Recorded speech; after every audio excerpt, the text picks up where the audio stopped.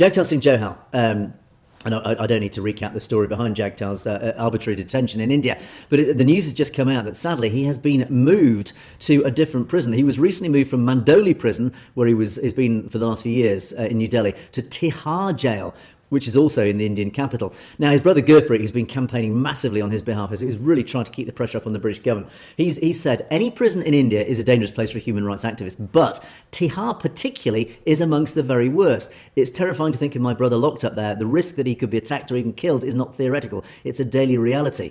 The UK government is playing with Jagtar's life, and I will be reminding the Foreign Secretary what the stakes are when we meet next week. Now, God help the British government. If anything happens to Jagtar Singh Johal, I personally think will be out in the streets knocking on or throwing my banner at number 10 Downing Street, the house of our British Prime Minister, if anything happens to Jagtar Singh Johal. Firstly, he should not be there in the first place. And secondly, he's now being moved to a prison where we as a nation legally will not extradite anybody. If we are requested by India to extradite somebody, we know that to extradite anybody actually, back to India if they've committed a crime. If we know they are being sent to Tihar jail, we are legally obliged not to recognise that extradition because we recognise that jail as being too dangerous. There's too much torture, too much threat to basic human rights in that jail. Yet, Jagtar Singh Johal has now been moved to that jail. What is the British government doing about it?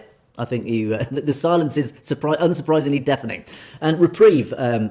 Reprieve is a legal advocacy, I can't say that word, organisation. Basically, they look after human rights. They have also been behind this campaign, and they've highlighted the UK courts have previously deemed Tihar jail too dangerous for extradition. So we do know legally it is not even acceptable in the UK for anybody, not even a British citizen, but anybody to be put into Tihar jail, in our legal opinion here in the UK. British courts have found that Tihar jail is so dangerous people can't be extradited there, but now an arbitrarily detained British citizen has been sent there, and his government is showing no urgency to get him out.